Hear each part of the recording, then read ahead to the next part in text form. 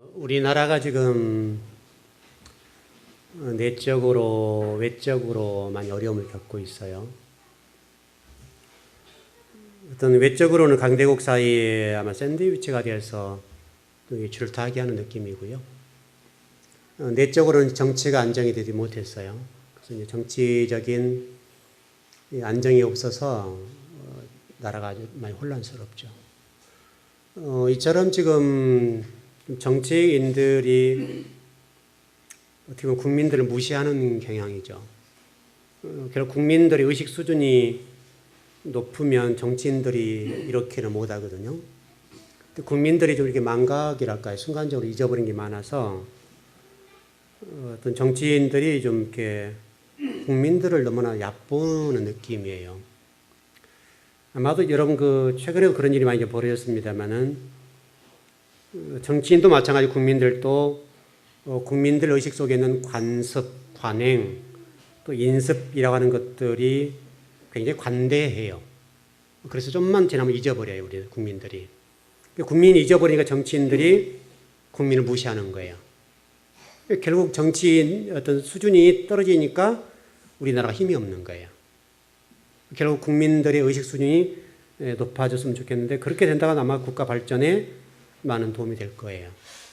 그만큼 지금 이 국민들이 어떤 관행적이었다, 관습이다, 인습이라고 하는 것들을 얘기하면 그럴 수 있겠네, 이렇게 됐단 말이죠.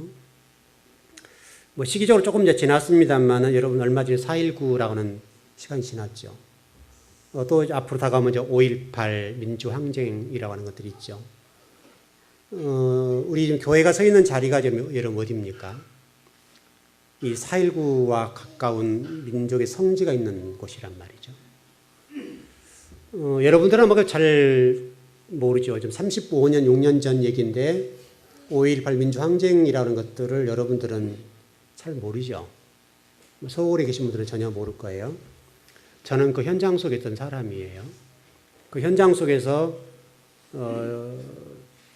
그 모든 것들을 목격하고 군인들과 같은 국민들 사이에 죽이고 죽는 이런 치열함 속에서 그걸 다 목도했던 사람이거든요. 제 아버님께서 저를 이게 집에 보면 다락방이 있죠. 거기다 가두고 저를 이렇게 자물쇠를 채워서 못 나오게 했습니다. 왜냐하면 제 안에 어떤 그런 의분들을 참을 수가 없었기 때문에 아버님께서 이 다락방 속에 저를 가두어서 나오지 못하겠습니다. 여러분 그때 굉장히 심각했습니다. 근데 국민들은 그것을 아마 거의 모를 겁니다. 우리 젊은 친구들 같은 경우는 그게 무슨 일인가 모르죠. 그래서 저는 지금도 생생하게 그게 필름으로 돌아갑니다. 근데 이게 우리 국민들이 그걸 다 잊었어요. 우리 국민이 민주주의가 이렇게 서 있기까지는 얼마나 많은 사람이 피를 뿌렸다는 사실을 전혀 인식 못해요. 4.19도 그렇죠. 5.18. 여러분 이런 것들은요, 우리 국민이 절대로 잊으면 안 됩니다. 이제 바로 이런 것을 잊어버리니까 정치인들이 국민을 가지고 노는 거예요. 장난을 치는 거죠. 우리 국민들이 깨어나야 되겠는데, 우리 국민의 어떤 의식 수준이나 이런 것들이 너무나 못 따라와요. 유대인들 같은 경우는 여러분, 예루살렘 성전에 무너진 사건들과 또 마사다라고 하는 것 아시죠, 여러분? 최후의 항전을 벌였던 장소. 그리고 그들의 어떤 아픈 역사를 전시해 놓은 이런 전시관들이 있는데요. 유대인들은 바로 그것을 역사 교육 현장으로 삼습니다. 우리는 그 역사 흔적을 없애버리잖아요. 근데 이 유대인들은 그 역사 현장들을 그대로 보존시키고 교육을 시켜서 유대인을 만들어 가거든요. 그래서 여러분 그런 말이 있잖아요. 유대인은 태어난 것이 아니라 만들어진다. 얼마나 중요한 얘기인지 몰라요. 제가 그 자양동에 목회할 때 우리 지금 전수환님이 지금 그 학생 때입니다. 그 학생 때 전수환님 그때 학생들이죠. 학생들을 데리고 광주 민주화 운동을 했던 그 성지를 가본 적이 있습니다. 여수에는 애양원하고 갔다 온 적이 있는데, 그 친구들은 그게 얼마나 내리속에 박혀 있는지 모르지만 제가 하고 싶었던 얘기가 뭐 있는가 하면, 너희들이 성장하게 되면 그런 것을 잊지 말아라 라고 하는 의미로 여수 애양원 손양 목사님 목회했던 자리와 그리고 기타 여러 가지 좀 다녔고, 그리고 광주 민주화 운동했던 그 묘지를 보고 그 넋을 기리는 모든 현장들을 보여줬습니다. 보여진 이유가 그때 이제 어떤 수련회 비슷한 거였는데요. 그 수련회를 주로 이게 밖으로 나가서 뭐 예배하고 찬양하고 영적 뜨겁게 만들어 놓는다 이런 관점인데, 저는 생각이 좀 달랐습니다. 우리 교회에도 지금 그 잘 안 가는 편인데, 그때 학생들을 데리고 광주 민주화 운동을 벌였던 그 현장, 그곳을 가봤는데, 제가 그때 갔던 이유는 바로 그런 생각이었습니다. 너희들 내리 속에 여기 피 뿌린 이것을 절대로 잊지 말아라. 얼마나 많은 사람이 피를 뿌렸고 이 민주주의를 이루기까지 이 사람들의 이 정말 숭고한 희생정신이 있었다. 아마 여러분들 잘 기억 못 하시죠. 여러분 그 현장을 보지 않았던 분들은 그것이 도대체 뭔지 잘 지금도 인지를 못하는 분이 계실 텐데요. 저는 그 현장에 있었던 사람이기 때문에 그게 굉장하게 제 머릿속에 지금 이렇게 남아 있습니다. 뭐 정치 국민만 그런 것은 아니고요. 우리 기독교도 정치 수준과 별반 다르지 않습니다. 기존의 어떤 기득권 세력이라고 할까요? 기득권 세력들이 그 기득권을 빼앗기지 않기 위해서 관행적으로, 간섭적으로, 인습적으로 내려오는 기독교의 정신들을 그대로 끌고 갑니다. 그 외에 좀 저항하는 사람들은 밟아버리죠. 이게 지금 하나님의 이름을 가지고 일하는 일에 있어서도 이 관습이라고 하는 것과 관행, 인습이라고 하는 것들이 좀처럼 바뀌지 않습니다. 굉장하게 단단합니다. 이 기독권 세력들, 우리 목회자들도 동일한데, 우리 목회자들도 어떤 기독권 세력층에 있는 그런 부류들이 그 외에 좀 저항하면 그것을 봐주지 않습니다. 이게 현실적인 문제입니다. 분명히 창세기 1장 1절에서는 하나님의 근본 노다시 높으신 뜻과 또 하늘과 인간들이 하나가 되어서 하나님의 어떤 뜻을 이루고 계획을 이루는데 일치하는 삶을 살도록 우리 요구하고 계시는데, 우리는 여전히 땅지향적이고 여전히 인간의 어떤 기득권을 내려놓지 않으려고 하는 몸부림이 우리 속에 있습니다. 이게 굉장하게 심각할 정도입니다. 여러분 지금 우리 이제 개혁 성경을 봅니다만은 조금 이제 성경을 공부하는 사람들은 히브리어도 좀 공부하고 그러는데요. 히브리어 보게 되면 여러분 실질적으로 그 유대인들은 자음으로만 된 히브리어 성경을 봅니다. 근데 우리는 이제 모음까지 점을 찍고 해서 받침들이죠, 이게. 모음까지 해서 히브리어를 보는데, 이게 받침이 된 문법이라고 하는 것도 마찬가지입니다만은, 이런 것들이 성경을 잘 읽어보고 하나님 뜻을 잘 알자는 의미로 이게 모음을 만들었습니다. 모음을 만드는 의도는 성경을 더 밝히 보고 하나님 뜻과 계획을 바르게 알자는 측면이었어요. 근데 오히려 지금 성경을 해석하고 하나님의 기쁘신 뜻과 계획들을 보려고 들어가서 보면 이 문법이 성경을 공부하지 못하게 만들어버려요. 이게 너무나 강하게 자리 잡고 있습니다. 근데 이 문법을 만든 사람이 누구냐면 유대인들입니다. 유대인이 문법을 만들어서 그 문법을 가지고 성경을 읽도록 만들어 주었는데, 그 문법이 성경을 이해하고 해석하고 하나님의 근본 노다인 뜻, 계획, 이것을 알기 위해 들어가면 이 문법이 가로막아 버려요. 문법이라고 하는 것은 굉장히 좋은 것임에도 불구하고 문법이 치명적인 하나님 말씀을 방해하는 요소가 되어버렸다고요. 왜냐하면 여러분, 제가 이 설교를 준비하면서 생각을 해봤어요. 하나님께서 이 히브리어를 주실 때 왜 자음만 주셨을까? 이 자음, 여러분 히브리어는 뿌리말이잖아요. 뿌리말인데 자음만 주셨다고 하는 것은 기억만 줬단 말이에요.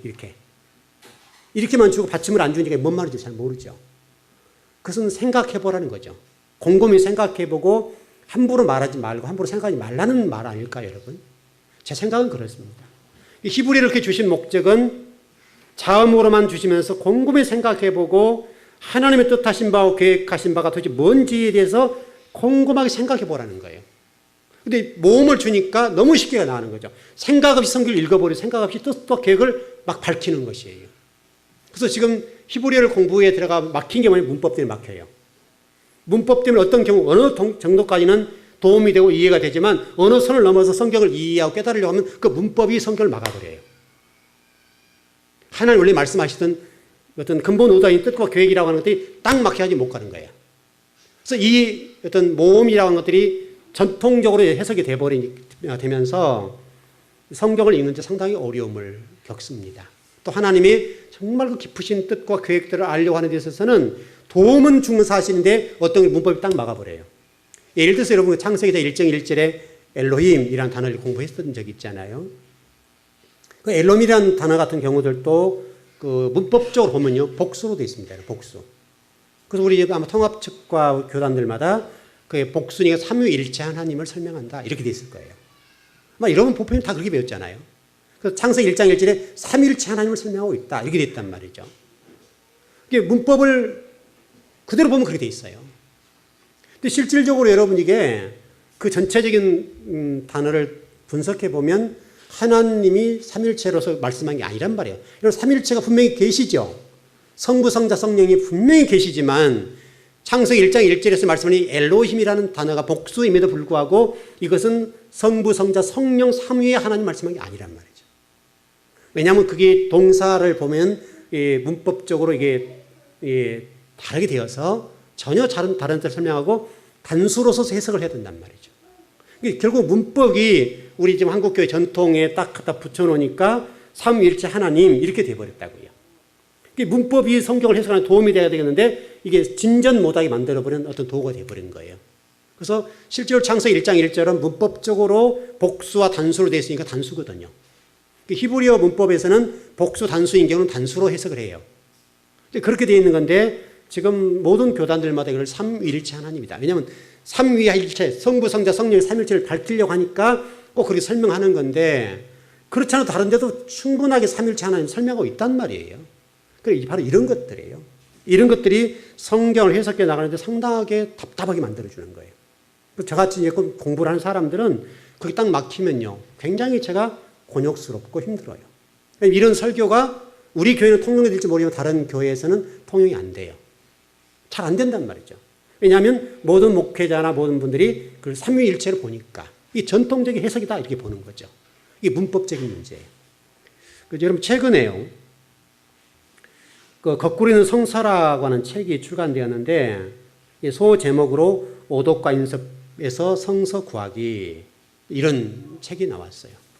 상당히 이 책이 이제 어떻든 보면 얼마나 우리가 성경을 잘못 해석해 왔는지를 설명하는 책이에요. 우리 그동안 성경을 해석하는 데 있어서 관행적으로 우리가 동의해버리고 관행적으로 해석해왔던 말씀들이 정말 이런 어떻든 많은 교수님이나 목회자들이 그동안에 너무나 우리가 관습적으로 관행적으로 성경을 잘못 해석해 왔다. 이제 고치자. 이런 운동이에요. 이게 참 그렇게 얘기하는 목회자나 또 교수님들은 상당히 저항을 받습니다. 쉽지가 않습니다. 왜냐하면 관서에 부딪히니까 저항이라고 하는 것들이 생기죠. 바로 그런 것들이야 봅니다. 바로 이런 것들이 우리가 새롭게 하나님 말씀을 열어가는 데서는 굉장히 도움이 되죠. 예를 들어서 지금 제가 이게 음료를 집사람이 갖다 놨는데 이게 지금 음료가 무슨 음료냐면 그 제자가 사업하는 음료인데요. 여기에 이제 우엉뿌리, 예를 들어서 무, 그 다음에 기타 어떤 그런 뿌리 종류의 어떤 야채들을 달여서 팩으로 만들어서 이게 파는 겁니다. 그래서 이제 또 선생이라고 저를 계속 한 달에 한 박스 보내주거든요. 그래서 제가 이게 먹기도 하고 마시기도 하고 그렇게 합니다. 근데 이게요, 실질적으로 살균 처리 같은 경우들을 보면 이 좋은 효소들 있잖아요. 안에 좋은 것들을 파괴하지 않는 선에서 이걸 다려내거든요. 이게 온도를 높이면 다 없어져 버리잖아요. 그러니까 이것은요, 시간이 지나면 이게 뭐랄까요, 부패됩니다. 유통기한이라는 게 유통기한. 세상에 나와 있는 이런 어떤 마트나 뭐 이런 데 가보면 유통기한이 있는 건 사실이지만 여러분 웬만한 것들은 부패되지 않죠. 방부제를 많이 넣으니까요. 방부제를 굉장히 많이 첨가해버리니까 부패되지 않는단 말이죠. 여러분 음식이라고 하는 것들이 당연하게 이게 시간 지나면 부패돼야 되는 게 당연한 거죠. 똑같은 거예요. 그러니까 우리 하나님 말씀도 똑같다고요. 하나님 말씀도 그 시대는 그게 맞았어요. 그 시대의 뭐랄까요? 지식적인 수준과 영적 수준에서는 그게 맞을 수가 있다 그 말이죠. 그럼 시대가 바뀌고 지식이 발전하고 더 지혜가 발달하게 되면 우리 하나님의 말씀을 이해하는 데도 발전해야 될 거 아니에요, 여러분. 그거 분명하죠, 여러분. 그래서 저 같은 경우는 이렇게 신경을 많이 쓰는 사람이니까 이가 굉장히 안 좋은 편이죠. 교회 하나 근처오면 이가 막 5개에서 빠지고 막 그랬잖아요. 그래서 이제 결국 심을 수밖에 없는데 그 심으면도 그 옆에 있는 이들이 별로 안 좋아요. 그러면 의사 선생님이 가면 꼭 저한테는 뭐라고 하죠? 치석을 제거하는 거 있죠, 여러분. 그런 걸 이게 이들이 잇몸들이 안 좋고 그러니까 이게 다 이게 해준단 말이죠. 그 유통기한은 똑같은 거예요. 제가 꼭 한 3개월에 지금 한 번씩 가서 뭐 제거를 하고 그러는데요. 그 의사들이 꼭 가면 항상 해주세요. 신경을 굉장히 많이 쓰니까 이게 잇몸들이 안 좋고 이가 안 좋으니까 항상 해주셔야 이게 가능하단 말이죠. 무슨 얘기냐면 여튼 치아 하나도 마찬가지고 어떻든 이런 음식이랄지 모든 것들이 유통기간이 있어요. 그 유통기간이 지나면 버려야 돼요. 그 버려야 된단 말이죠. 마찬가지로 하나님 말씀도 동일해요. 그런 거 똑같은 거예요. 제가 이번에 30년 만에 만났던 친구들이죠. 영적인 동지들이잖아요. 교회를 정말 열심히 헌신했던 사람들이고 이제 그동안 일선에서 최선을 다했던 사람들이 이제 거의 이렇게 물러나는 사람들이죠. 가서 교회 예배라고 하는 예배를 드렸습니다. 이제 목회자들 몇 사람 되고 하니까 예배를 드렸죠. 예배를 드리는데 마지막 이제 폐회 예배 시간이 되었는데 뭐라고 얘기하는가 하면 주기도문으로 예배 폐하겠습니다. 그러더라고요. 그래서 제 입장에서는 상당하게 좀 충격적으로 다가왔죠. 아, 지금도 주기도문으로 예배를 폐하는가? 여러분 가운데 지금도 주기도문으로 예배를 폐한다고 믿는 분이 계시나요, 여러분? 우리 교회는 그렇지 않죠, 여러분. 주기도문은 여러분 예배 폐회의 기도가 아니죠. 근데 지금 어떤 교단 같은 경우를 보니까 지금도 폐회 예배가 돼 있더라고요. 30년이 지났어요. 그럼 도대체 이걸 누가 이렇게 가르친 거예요, 여러분? 30년 전에 했던 그대로, 관행대로 주기도는 폐회 기도다. 이렇게 지금 굳어 있단 말이죠. 근데 거기에 대해서 조금도 잘못이다라는 생각이 조금도 없는 거예요. 저는 그게 같이 이렇게 기도하는데 할 수도 없고 안 할 수도 없고 참 난감하더라고요. 그래서 가만히 있었어요. 여러분, 주기도문이라고 하는 것은 폐회 기도입니까, 여러분? 주기도문은 주님이 가르쳐 주신 기도입니다. 주님이 말씀하실 기도는 이렇게 하라라고 모범적으로 모델로 가르쳐놓은 기도 제목이에요. 어떻게 기도해야 할 것인지를 설명해 놓은 거란 말이죠. 근데 우리 한국 교회가 그동안에 지금까지도 이 주님이 가르쳐 주신 기도가 폐회 기도로 됐다고요. 얼마나 이게 잘못된 거예요, 여러분. 그럼 그동안 30년이 지났음에도 불구하고 우리 목회자들이 그것을 모른단 말이잖아요. 주님이 가르쳐 주신 기도를 폐회 기도로 사용하고 있는 그 사람들을 볼 때 저 사람들을 도대체 누가 저렇게 가르쳐 놨는가? 그동안 우리 목회자가 무엇을 배우고 무엇을 그렇게 했기에 저렇게 만들어 놨는가? 이게 목회자 입장에는 답답한 거죠. 물론 이 교단이 좀 달라서 그럴 수는 있습니다만은 지금은 교단을 떠났어요. 한국 기독교의 성도들이 대부분은 주기도문이 폐회 기도가 아니라고 해서 안단 말이에요. 그럼에도 불구하고 그 교단에 속했던 사람들은 여전하게 주님의 기도를 폐회 기도로 생각하고 예배 마치겠습니다. 그리고 어떤 주기도문으로 폐합니다. 이렇게 하더라고요. 목회자 있으니까 기도 한마디 해주고 끝내면 될 것을. 아니면 그냥 기도만 끝내면 되잖아요. 여러분, 우리 새벽기도 예배를 드릴 때는 주기도문 합니까, 안 합니까? 근데 여러분, 처음에는 좀 이상했지만 지금 괜찮지요? 조금은 우리가 안 했던 걸 해야 되고 또 했던 거 안 하니까 좀 이상할 수는 있습니다만은 우리 교회에서는 주기도문으로 예배를 폐하지 않으니까 지금은 다 그렇게 인정하고 있는 거예요. 따라오는 거예요. 그러니까 목회자가 깨어나면 성도를 깨울 수가 있는 거죠. 그러니까 결국 이것이 얼마나 성경을 하나님 말씀을 이해하는 데는 얼마나 도움이 되는지 몰라요. 근데 잘못된 어떤 해석이랄지 이것들이 증식이 되고 계속되니까 어떻게 보면 괴물을 만들어 놓은 것과 똑같은 거예요. 해적, 요즘 영화들이 괴물 해적들 많이 나오고 그러잖아요. 성경을 잘못 해석해 놓은 것들이 관행적으로 그렇게 맞다, 전통적이다 라고 딱 해본 것들이 그게 증식되고 그래서 괴물과 해적이 되어서 성도를 덮쳐버린 거예요. 신앙이 성장하지 못하는 거예요. 아픈 얘기죠, 여러분. 여러분 집에서 어떤 음식들 만들어 보십시오. 음식들이 시간 지나면 부패하잖아요, 여러분. 그래서 최근에 그 한일 장신대 차정식 신약학 교수인데 이분이 지금 거꾸로 있는 신약 성서라는 주제로 책을 펴내셨더라고요. 상당히 도움이 되는 책이에요. 어쨌든 중요한 것은 지금도 하나님은 하나님의 어떤 사람들에 의해서 하나님의 말씀을 새롭게 열어가신다는 거예요. 하나님은 과거부터 현재까지 어떤 수단과 방법을 동원해서든지 하나님의 사람을 곳곳에 심어 놓으시고 그 심어 놓으신 하나님의 사람들 통해서 하나님의 말씀을 열어가시고 계신다는 거예요. 그리고 구속사를 완성해 가고 계신다는 거예요. 거기에 희망이 있어요. 제가 지난주에 아마 이런 설교를 했었습니다. 여러분이 어떻게 생각하는지 모르겠습니다만은 가장 먼저 구원받을 대상이 뭐라고 그랬습니까, 여러분? 하나님 말씀이 성경이다. 여러분은 그게 어떻게 들렸는지 모르지만은 하나님 말씀이 성경이 구원의 대상이 되었다. 그만큼 우리 인간들의 어떤 사고와 지식 수준으로 성경을 딱 가둬놔 버리니까 열리지 않는 거예요, 지금. 그래서 성경 말씀, 하나님 말씀은 인간에 의해서 갇혀서는 되지 않을 거죠. 우리 인간이 다 이해 못하고 깨달을 수 없는 것인데 어떻게 우리 인간의 수준에 하나님 말씀을 가둬놓냐 이 말이죠. 그래서 성경이라고 하는 것들이 구원받을 대상이 되었다고요. 성서 구하기. 얼마나 이게 아픈 얘기면서도 희망적이고 비전적인지 몰라요. 바로 우리가 라오디아 교회를 우리가 공부할 때 제가 여러분 이런 말씀을 드렸잖아요. 라오디아 교회에 우리 주님께서 처방전을 주셨다. 이 처방전을 주셨다는 말은 답을 얻었다 그 말이죠. 문제에 대한 답을 받았다 그 말이거든요. 그러니까 라오디아 교회가 문제가 뭐였는가 하면 처방전을 받아놓고 처방대로 안 산 게 문제였어요. 한국 교회 문제가 뭡니까, 여러분? 성도들이 신앙의 어떤 성경적인 지식의 수준이 떨어져서 문제입니까, 여러분? 저도 우리 즐거운 교회로 본다면 우리 즐거운 교회가 하나님 말씀에 관해서 그 깊이와 높이와 넓이적인 측면에서 그렇게 떨어진 것 같지는 않아요. 성도 숫자가 많지 않아서가 그렇습니다만은 분명히 이 시대의 하나님의 메시지, 처방전을 분명히 우리는 받고 있단 말이죠. 근데 어떤 성도들을 볼 때는 그럼에도 불구하고 그 말씀과 무관하게 살아가는 경우가 있단 말이죠. 바로 라오디아 교회가 그랬습니다. 라오디아 교회는 책망받는 대표적인 교회인데 그 책망을 받았던 원인이 무엇인가 하면 처방전대로 살지 않았다는 거예요.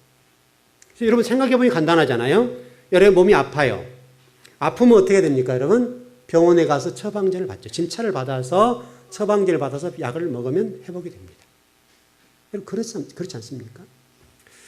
제가 지금 한 3개월 동안 계속 이 일을 했는데 일을 한 결과가 지금 아까 한 집사님 50견이라고 그러던데 이 어깨를 들을 수 없을 만큼 얘가 통증이 심해요. 여기가. 이게 계속 제가 누르고 그러는데 이 일의 결과죠. 한 3개월 동안 안 쉬고 일을 해놓으니까 이 왼쪽 어깨를 이렇게 통증이 굉장히 심하고 또 제가 잠을 잘 때 좀 이렇게 옆으로 자는 잠을 자는데 굉장히 힘들어요. 반드시 잠을 못 자니까. 그만큼 이게 이 일에 대한 데미지가 온 거죠. 그럼 이제 쉬어줘야 된단 말이죠. 근데 또 쉴 수가 없죠, 상황이. 이것저것 해야 되니까. 이게 바로 처방전을 알고 있는데 못하는 거예요. 그거 똑같은 거예요. 이게 몸을 움직이지 않고 일을 쉬면 어느 날 회복이 될 건데 계속적으로 좀 교회 일들을 해내야 할 일들이 있으니까 계속 해나간단 말이죠. 그러니까 이게 풀어지지 않는 거예요. 이거 똑같은 거예요, 여러분. 어떤 하나님 일을 하다 보니까 어쩔 수 없이 그렇게 되었습니다만은 여러분들은 어떤 라오디아 교회처럼 처방전을 받았다 본다면 여러분들은 그 처방전대로 사시면 됩니다. 자, 오늘 핵심적인 말씀을 정리해 보십시다. 오늘 19절 말씀 보게 되면 여러분 말씀 보십시오. 물은 내가 사랑하는 자를 책망하여 징계하노니 그러므로 내가 열심을 내라 회개하라 이렇게 되어 있습니다. 오늘 이 본문을 가지고 좀 말씀을 정리해 보려고 합니다. 이 부분은 이제 어떻게 볼 것이냐, 이 징계, 심판한다라고 하는 말씀인데 이 심판한다는 말을 보면 왠지 모르게 당하는 느낌이거든요. 하나님이 크게 잘못해가지고 내가 너를 죽인다 이런 관점이란 말이죠. 예수님 분명히 처방전을 주시면서 징계한다라고 표현했는데 이것이 번역의 문제인데 이 번역을 징계라는 측면보다는 좀 다르게 번역했다면 훨씬 더 어감이 좋았을 것 같아요. 근데 히브리어, 헬라어 원어를 보니까 이것은 징계라고 번역된 것보다는 실질적으로는 훈련 이렇게 되어 있습니다. 훈련. 여러분 징계와 훈련은 전혀 다른 문제지요. 그러니까 라오디아 교회에게 처방전을 주시면서 내가 너희들에게 이 처방전을 주는 목적이 뭐냐? 내가 너희들을 훈련하기 위함이다.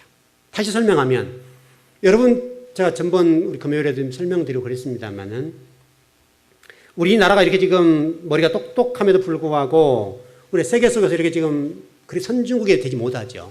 충분히 우리 국민의 머리나 이런 것들을 보면 충분하단 말이죠. 근데 유대인들은 그 소수 민족에도 불구하고 세계를 지배하는 민족이 되었는데 그것은 훈련이 되어서 가능한 거예요. 우리는 너무나 나약해요. 국민들이 너무 나약하고 우리 자녀들을 이렇게 훈련시키는 과정을 보면 너무너무 나약하는 거예요.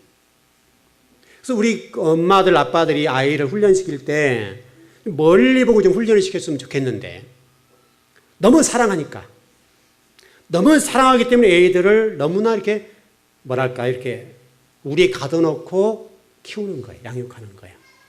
여러분 자녀가 앞으로 세상 속에 나가서 살아야 되겠는데 여러분 품을 떠나서 살아야 된단 말이죠. 떠나서 살 때 능력 있게 인정받게 살려고 한다면 여러분 자녀를 내에 몰아야 돼요. 너무나 우리가 좀 이렇게 과보를 하면 아이들이 성장하지 못해요. 근데 우리 부모는 너무나 요즘 자녀들을 약하게 키우는 거예요. 여러분 아마 그 논문을 한번 보셨는지 모르는데, 여러분 부모들은 자식들, 딸 자식들 마찬가지인데요. 아이들을 너무 사랑하니까 여러분 자녀들에게 설거지 같은 거 잘 안 시키죠. 청소 같은 거 안 시키죠. 그 논문으로 발표됐어요, 여러분. 실험적으로 나왔던 얘기입니다. 제가 처음에 집사람한테 그것 때문에 애들 자꾸 시킨다고 해서 핀잔도 많이 먹기는 먹었는데요. 우리 아이들이 초등학교 5학년 때부터 밥을 시켰어요. 딸들이 둘이니까 아빠 밥 좀 해주라. 그 나이면 제가 해줄 나이란 말이죠. 그래서 저는 생각이 달랐어요. 이놈들이 앞으로 시집가면 어떻게 살까 싶으니까 시켜야 되겠다 싶었어요. 그래서 딸들한테 아빠 밥 해줘. 둘이니까 서로 잘해줬단 말이죠. 지들이 밥도 해주고 반찬도 해주고, 지금도 제 엄마 없으면 지들이 잘해줘요. 지들이 제 엄마도 훨씬 더 정성스럽게 해줘요.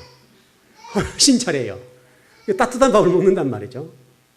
집사는 이제 바쁠 때가 많으니까 그러지 못할 때가 있죠. 근데 이 아이들 어렸을 때부터 반찬하는 거, 밥하는 걸 시켰어요. 지금 결혼을 하지 않았습니다만은 지금 애 두셋 낳은 엄마보다 훨씬 잘해요. 진짜예요. 훨씬 잘합니다. 초등학교 때부터 제가 밥을 시키고 반찬을 만들고, 그러면 지금 애 낳은 엄마들처럼 반찬을 딱 요리해서 아빠 딱 갖다 준다고요.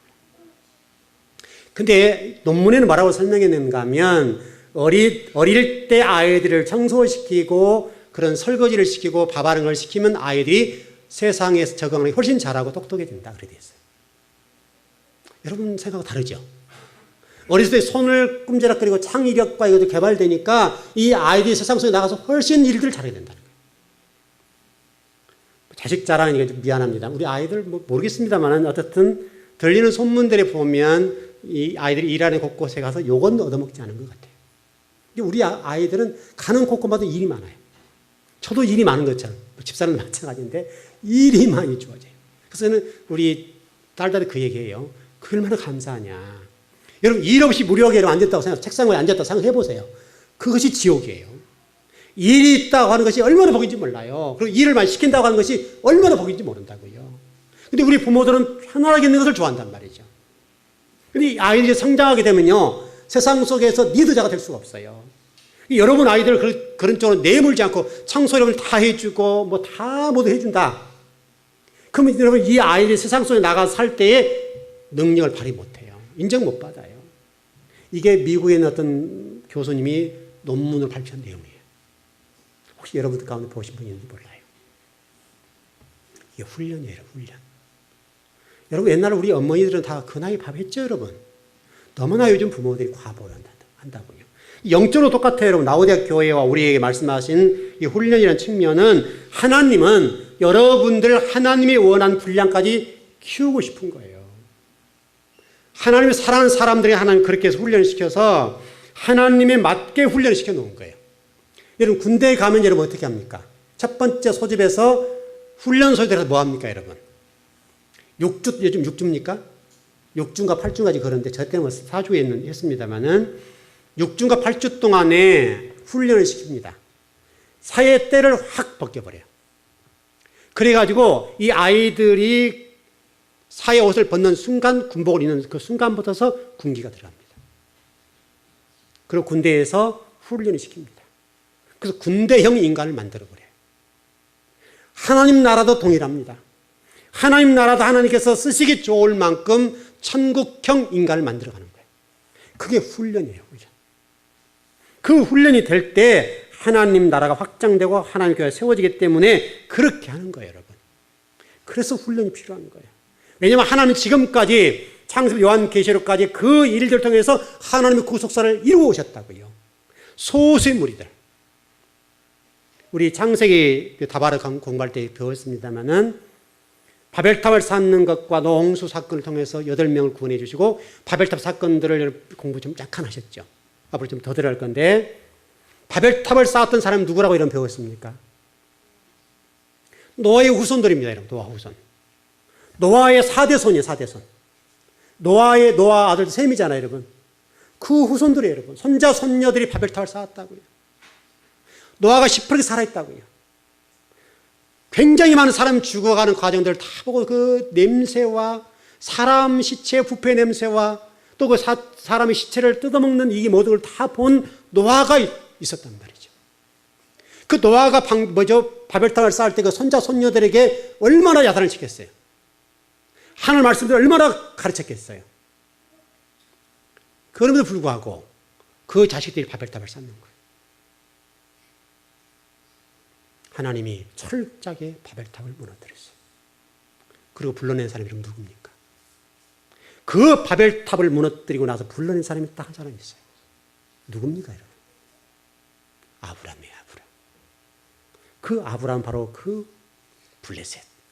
그 바벨탑을 쌓는 그 인간의 가치가 지배하는 그 땅으로부터서 아브라함을 불러냈어요. 그리고 그를 믿음의 조상으로 삼으셨어요. 그와 똑같아요. 하나님 나라는 그렇게 가는 거예요, 그렇게. 꺼져가는 불과 같은 그 어떤 장소에서 한 사람을 불러내는 거예요. 한 사람을 불러내서 한 사람을 통해서 하나님의 구속사를 이루어 가신다는 말이죠. 그리고 그 아브라함 훈련을 시키잖아요. 그래서 히브리를 만들고 유브라데스를 건너가서 히브리 민족을 만들어가는 거예요. 그게 하나님의 구속사예요. 지금도 하나님은 지금 저와 여러분들에게 그렇게 만들어 가실 겁니다.